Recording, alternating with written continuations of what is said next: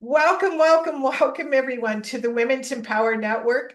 I'm so excited to have Margaret here with us today. She's going to share a little bit about herself and what she's about. So welcome, Margaret. Oh, thank you so much. I'm very excited to be here. I appreciate the invite to join you. Well, thank you. So if you would, so we could get to know you better, if you wouldn't mind sharing a little bit about your story and journey that led you to what you're passionate about today. Okay, so I'll give you the Coles Notes version because it was quite a journey. Um, Ultimately, I have landed in living my passion, which is I'm a life coach. So I'm a women's life empowerment and holistic grief coach. And if you had asked me 5 years ago, oh, what are you going to be doing? Are you going to be coaching grief? I never would have even put that on my radar. So I've ended up in a place that the universe basically just kept pushing me towards. And so my story, if I go all the way back, started in childhood. Sorry, I can see my dog dancing around behind me, his little tail. Um, so all the way back in childhood, I was bullied a lot as a kid, from about grade 3 to 8. I lived in a small town, and there was a group of girls, the mean girls that, they would decide if you were friends one day and not the other. So there was a lot of insecurity and bullying going on throughout a lot of formative years in school. So that, as any girl has known, it impacts your self-esteem, your self-worth, self-confidence, all of that, which takes a lot of deep work to get over, get through, build up again. And what you don't realize is that when you're bullied, that brings a lot of grief around with it too, right? There's the grief of a loss of your friendships, a loss of control, a loss of what you think your childhood should be like. So then fast forward, and I got married. It was great until it wasn't. And throughout our marriage, there were trust issues and things that happened. But also along the journey, I always wanted to be a mom. And so when we started trying to have children, it became apparent very early on that we weren't able to have children as easily as everybody else. And so we went through 6 years of infertility treatments, which is, again, another form of grief. There's this loss of expectation about what life should be like, and all the poking and the prodding and the loss of privacy. And so eventually I did get pregnant.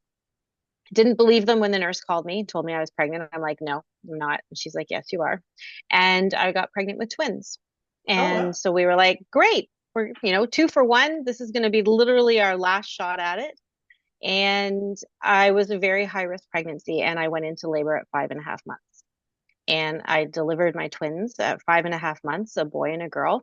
And my girl was really stable, and she did really, really well, but my son was not. And 3 days after they were born, we took him off life support and he passed away. So that, as a new mom who had been trying to be a mom for the last 6 years, finally a mom, dealing with grief and also supporting a baby who's in the neonatal intensive care unit. It's a lot of grief around that, but you don't get to deal with it, right? You have to focus and love this new person that you're trying to keep alive. And she was in hospital for 6.5 months. So that was Wow. daily trips to and from the hospital. We brought her, she went through 4 surgeries before we brought her home: a heart surgery, a stomach surgery, 2 eye surgeries. So the whole idea for me, like, it went, as a grief coach, I can look back and go, holy crumb, there was a lot of grief just in that, right? The idea of what becoming a mother would be like, right? Like losing that Cinderella fairy tale idea of you go to the hospital, you have a baby, you bring it home, la la la, all of those. I didn't get to experience that. I didn't even get to experience the idea of waiting 3 months to tell people I was pregnant, because so many people knew we were going through IVF. So many people. So it was just a lot of the loss of the expectation. My daughter survived. She's amazing. She's actually going to be 16 on Friday. So very Wow. excited. Yeah, and she's doing amazing. She really is doing amazing. So it took a toll on my marriage, obviously. It also took a toll on me and my daughter, very much aware that she'd lost her brother even at such a young age. Um, anyway, fast forward 8 years, my ex-husband and I, we separated. So then there's the grief of a divorce. So when you think about it, there's a lot of grief that happens, and that's just my story. So many other women have so many similar stories, different stories. And then in 2021, I applied and was accepted to do a TED Talk, which was a huge bucket list moment for me. And I always knew I wanted to tell my grief story about losing my son, because I thought if I can inspire other women to know that they'll survive that there is, I have my daughter, she's my shining light, she's my everything. But to share that story with people, I thought was very, very important. And so I did a TED Talk, but I focused it on what my daughter experienced, like looking at grief through the eyes of a child. And then all of a sudden, I got pushed into, oh, you're the grief lady. I'm like, no, no, I'm a life coach for women who want to be empowered and it's going to be amazing. They're like, and I said, and I teach about grief because when I did the research for the TED Talk, I realized, oh my God, we suck at grief. We really do.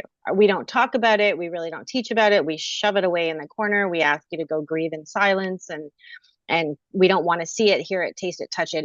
It's scary to us, even though we don't realize it's scary. So I decided I'm going to do something about that. I got, fire in my belly to start teaching about grief. So I started teaching women about how to become an empowered grief warrior, how to not take control of their grief, but take control of their grieving process, right? Grief is very overwhelming, but we can make choices that can help support us. So I started teaching about it and then like, oh, would you coach in it? I'm like, nope, nope, nope, no coaching in it. It's too much. It's too emotional. And then I said yes one day to a lady and I said, I will coach you. And honestly, it was the best decision I ever made. It is now 2.5 years in. I've been coaching women around grief and trauma for the last 2.5 years, and is the most rewarding work that I have ever done. To be able to hold space for women who've gone through various forms of grief. It's not just a loss of a child, but I coach women who've lost parents and lost the idea of what they want in their life, who've lost a husband, who've lost children, who have just lost themselves.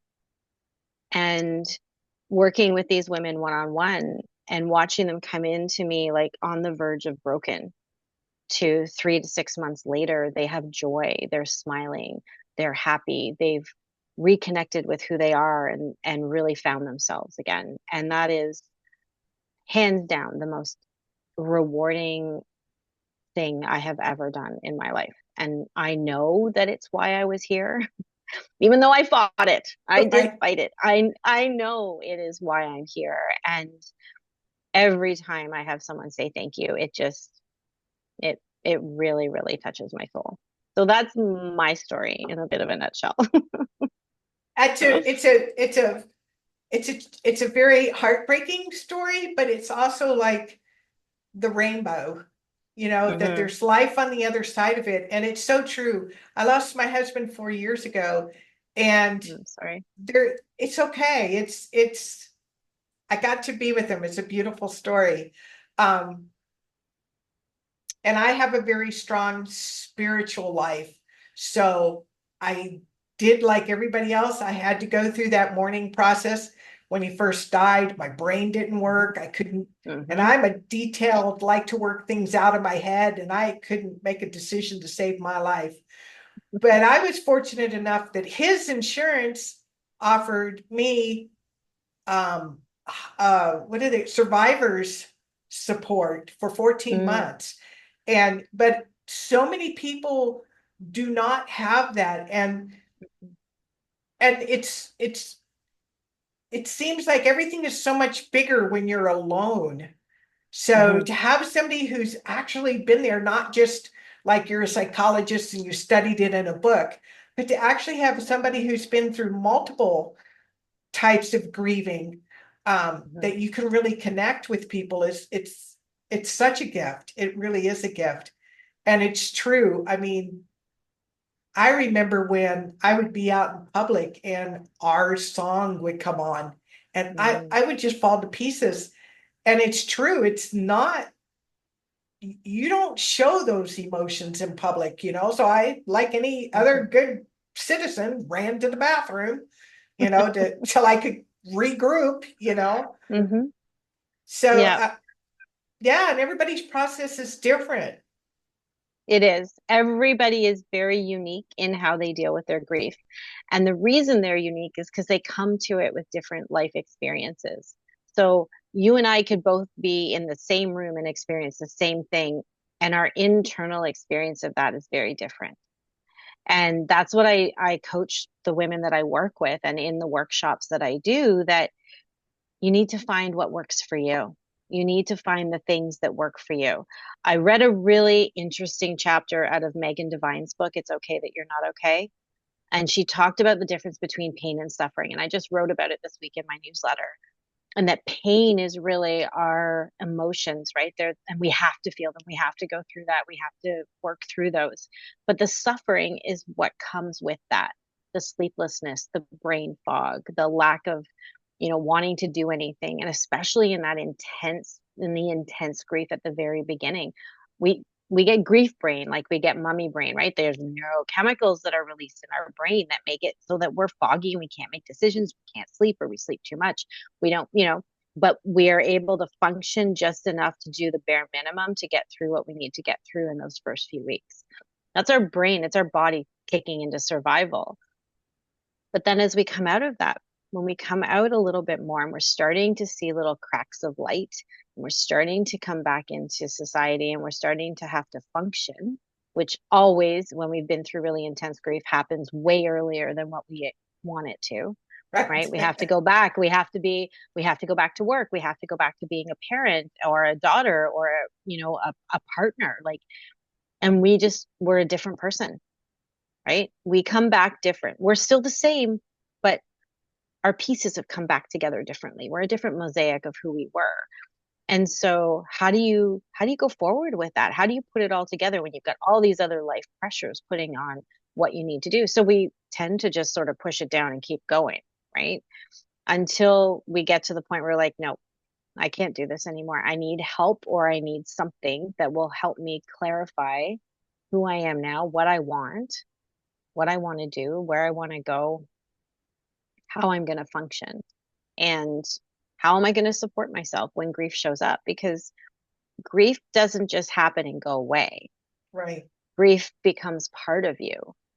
And so, like, I know for me, I'm coming up to the 16th anniversary of my son's birth and death. And we're going into celebrating my daughter's 16th birthday this weekend, and it's exciting. But there's also a part of me that still feels sad and keep wondering, what would life have been like had he survived? What would her life have been like? What would our life have been like? And so you feel sad. And there are some days I still get teary. And people say, oh, time heals. Well, time helps, right? The emotions are not as intense on the surface 24/7 as they were, but they're still there. So how do you support yourself when you move forward? How do you know what's going to support you? For some people, it's like, I'm going to go for a run, or I need to have a nap, or I just need to binge Netflix for the next 2 hours and be completely distracted and numb. And all of those options are valid options. It's how are you going to support yourself, and really figuring that out.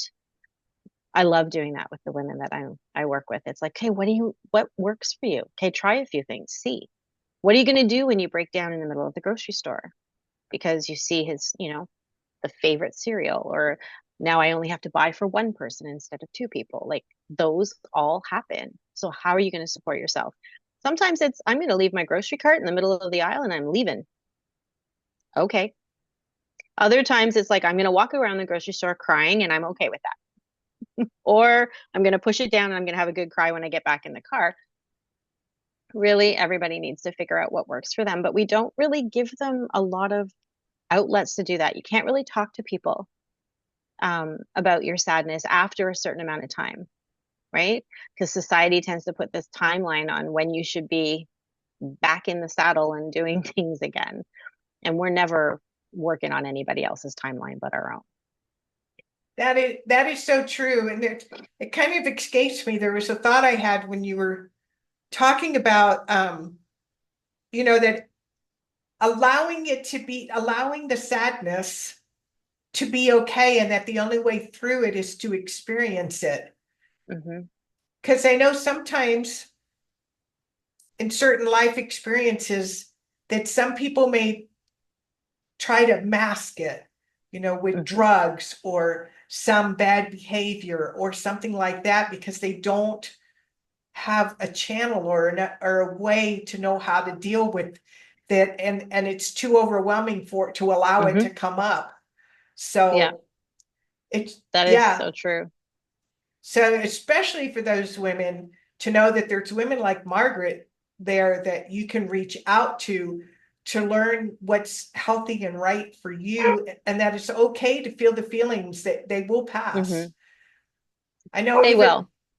my own sister, she never grieved. She never grieved her her childhood, because she was so afraid that if she did, that she would never stop crying. Mm, I So hear that a lot.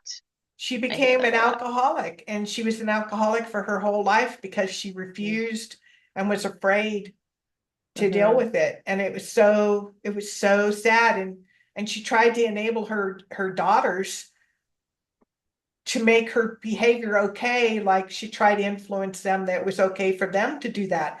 So there's this Mm, ripple effect too when you don't deal with it, that you the person can't see it. hmm. No, it's so true. It's so true. And if we grief is so lonely, right? Mhm. And our emotions can be so overwhelming that absolutely, I've heard so many women say, I'm afraid if I start crying, I'm never going to stop. And I always say to them, you'll stop one way or another. One, you'll fall asleep crying, or two, you're going to wear yourself out. And I said, when toddlers have a temper tantrum and they cry and cry and cry, and at the end they go, you will get to that point.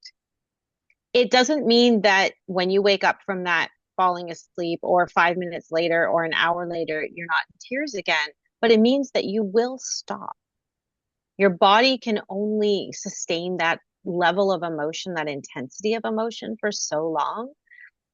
But it will still wave. It'll still come and go. And the intensity may be really high. And then you get a little bit of a reprieve. And then it's really high, especially in the beginning, Right, right? When we are just feeling it, it feels so overwhelming. And when people say, what can I do? Like, how can I help you? We have no idea. right. We're barely vertical. Like, you're lucky I put my pants on today. Like, I don't know what I need. I need what happened to not have happened. That's what I need. And you can't make that happen. So really, other than that, I don't know what I need. And that's very common too. So it's like, how do you support someone who's going through that? How do you support yourself in those moments? I think having at least one person in your corner that's there to be there is one of the most important things. So if you can be that person to someone, or you can ask for that, they don't have to talk to you. Just sit with them, be there, make sure they eat something, make sure that they, change their pajamas in the next 3 days before, like there is, we don't talk about grief. We don't talk about the impact. We don't talk about the emotional trauma that comes along with that. And it's deep, but it's not always death either, right? Grief comes in so many different ways. It's defined as any loss or change. So getting married, there's grief around getting married because you're now losing that complete independence of being a complete autonomous person. There's grief in having a child and becoming a mom or a dad because now you're responsible for another human for the rest of your life. There's, friends move away, you go bankrupt, you don't get the promotion, you fail your driver's license, you don't get into the college of your choice. Things like that may seem a little innocuous. People don't really see that there's a grief part of it. You might be angry or mad or resentful or upset, but there's still grief lingering as part of that. And so when we don't acknowledge that there's that portion to what we've experienced, how can you deal with it? How can you release it? How can you feel it? And so we see a lot of grief building up over time. And even if you've had a lot of little things happen in your life, and then all of a sudden you're 40s and 50s and you can't make decisions, you're really stressed, you're anxious, you're depressed, and you're like, I don't understand what's going on. Dig deeper and see all the things that have happened that you may not have worked through. I was just thinking about that. It could be the most, like you said, noxious thing that seems to be so small, but it was that straw that broke the camel's back. And it Hmm. seems out of proportion, your reaction to that thing, because it's really a buildup. Absolutely. Absolutely. And that's when people are like, I don't understand why I'm so upset about this. I just stubbed my toe. And meanwhile, you're in piles of tears. Um, Right. but it does, it builds up. And so it's working through that. And I know for me, some of the best stuff I do with my clients is just holding space to let them let out their emotions. They cry, they get angry. I've had women get up and scream because they're so mad.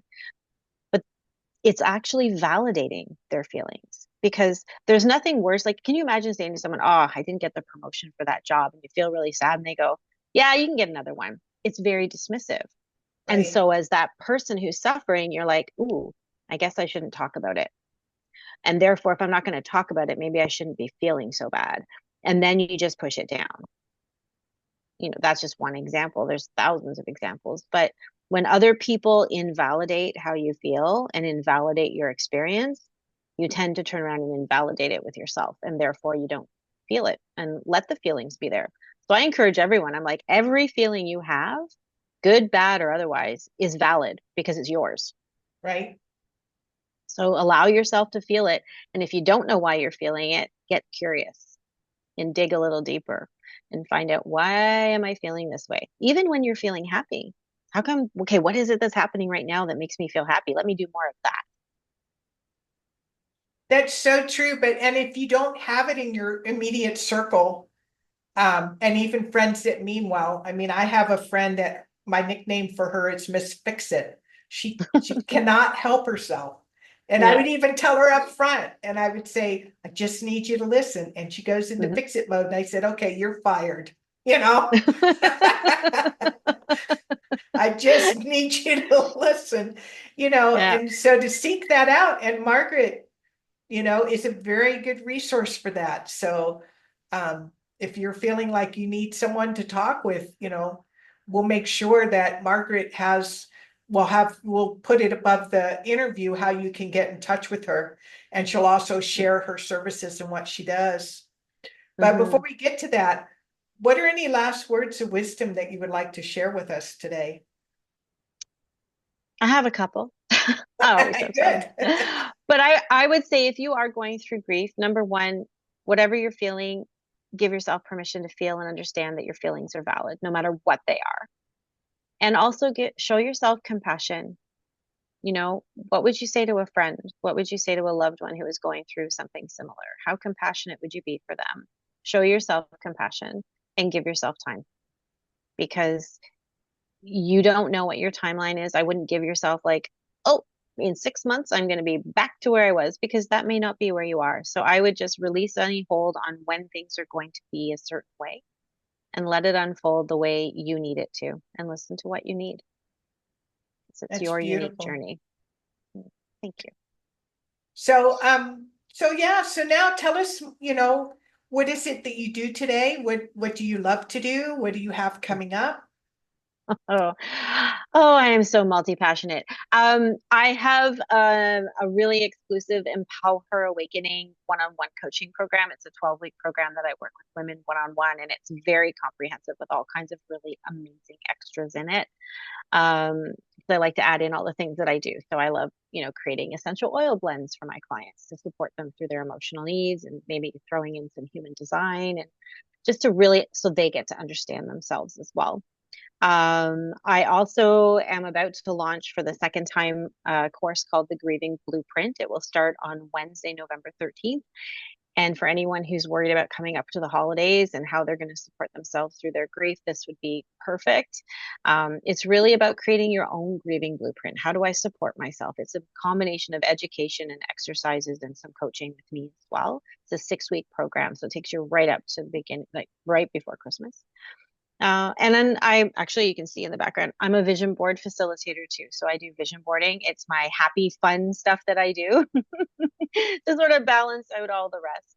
And I'll be hosting vision board workshops online and in person in the next couple of months as well. So I do a whole bunch of things.